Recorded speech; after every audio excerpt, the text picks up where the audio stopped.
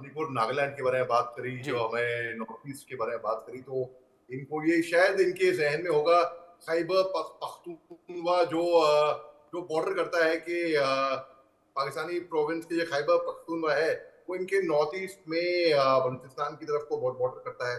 तो अक्सर मैंने देखा है कि ये तो इनको थोड़ा बहुत आइडिया लग रहा है, मगर मैंने अनुमान तौर पे मेरी ऑब्जर्वेशन रही है कि जो पाकिस्तानी पत्रकार या जो पाकिस्तान से कहीं पे भी, आपके चैनल पे नहीं, अलग भी चैनल में बैठता है, उसको खुद को अपने ही मुल्क की जानकारी नहीं होती। उसको अक्सर वो बेचारा लॉस होता है कि क्यों आए हैं, क्या आए हैं, किस पे बोलना है।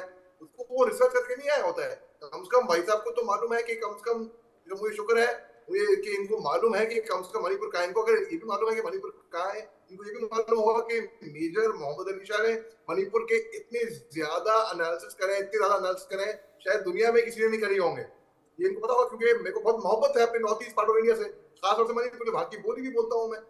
तो यहाँ पे इनके पाकिस्तान को सॉर्ट आउट करने के लिए एक इंडियन आर्मी ऑफिसर ही काफी है, मेजर गौरव आर्या, जो न्यूज पे इनको सॉर्ट आउट करता है।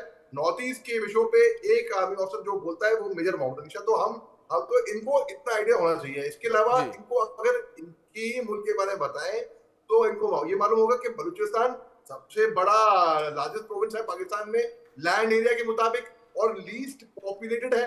क्यों? इतना बड़ा इलाका होके भी इतना कम पॉपुलेशन क्यों? एक लॉजिकल बात है ना। अगर सबसे बड़ा इलाका होगा तो वहां पे पॉपुलेशन आएगी। ठीक है, एक मैं आपको बताऊंगा क्यों, ये भी बताऊंगा आपको क्यों।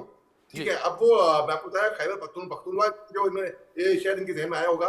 और पंजाब ईस्ट और सिंध साउथ ईस्ट में इनके बलूचिस्तान के में पड़ता है। और वो इंटरनेशनल बॉर्डर है उनका ईरान के साथ, वेस्ट में अफगानिस्तान के साथ, और नॉर्थ में, और अरेबियन सी साउथ में इनके पड़ेगा। ठीक है। क्या नाम, मैं नाम भूल रहा हूँ भाई, पत्रकार साहब, पाकिस्तानी पत्रकार साहब, आप अभी अगर आपकी, मैं इल्म के लिए बोल रहा हूँ ये। और बलूचिस्तान को एक एक्सटेंसिव प्लेटू है, वो रफ टेरेन जो डिवाइड हुआ है बेसिन रेंजेस में, काफी हाइट और रगेडनेस के अंदर। और जो डीप सी पोर्ट है, जी। पोर्ट ऑफ ग्वादर, वो लाई करता है इनके अरेबियन सी में। ये आसिफ अली दाऊदी साहब के लिए नाम याद जी। आ गया मेरे को, माफ कीजिएगा। वो इनके लिए, इनकी जानकारी के लिए बता रहा हूँ मैं। अच्छा, उसके बाद फिर 44% इनका लैंड इलाका पाकिस्तान का, उसमें से केवल 5% एरेबल है। और एक्सट्रीमली ड्राई डेजर्ट इनका क्लाइमेट है। ये आसिफ अली दाऊदी साहब के लिए मैं बता रहा हूँ इनको, क्योंकि इन्होंने हमारे मुल्क के बारे में बात की ना, तो अब मैं थोड़ा इनके मुल्क के बारे में इनको तो समझा दूं, सिखा दूं इनको थोड़ा बहुत, ताकि इनको ये इल्म हो। अच्छा, और उसके एग्रीकल्चर और लाइफ स्टॉक के बावजूद उसका जो 47% है, वो बलूचिस्तान की इकोनॉमी के लिए 47% इनका एग्रीकल्चर का कंट्रीब्यूट करता है। और नाम जो है बलूचिस्तान, वो उसका मतलब होता है जी। लैंड ऑफ बलूच, और जो लार्जली अंडर डेवलप्ड है। और जो इकोनॉमी है इसकी, वो डोमिनेट करती है नेचुरल रिसोर्सेज, स्पेशली जो नेचुरल गैस फील्ड्स है। और जो क्वेटा की तरफ को, जो जो सेकंड लार्जेस्ट सिटी है, प्रोविंस है तुर्बत का, जो साउथ में पड़ता है।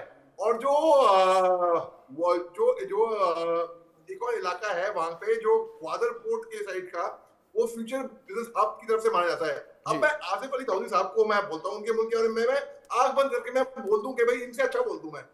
ये बोलते हैं हमारे मणिपुर के बारे में, हमारे नागालैंड के बारे में। इतना जितनी कवरेज मेजर मोहम्मद अली शाह ने करी है, आप यूट्यूब पे देख लीजिए, उसकी दुनिया में शायद किसी ने नहीं करी होगी। हम लोग चिंतित हैं अपने मुल्क के साथ। जी। ठीक अब है। हमें बताइए क्या करना ठीक है है। आसिफ अली दाऊदी साहब। ठीक है। जी। ठीक है। ठीक है मेजर साहब, ठीक है।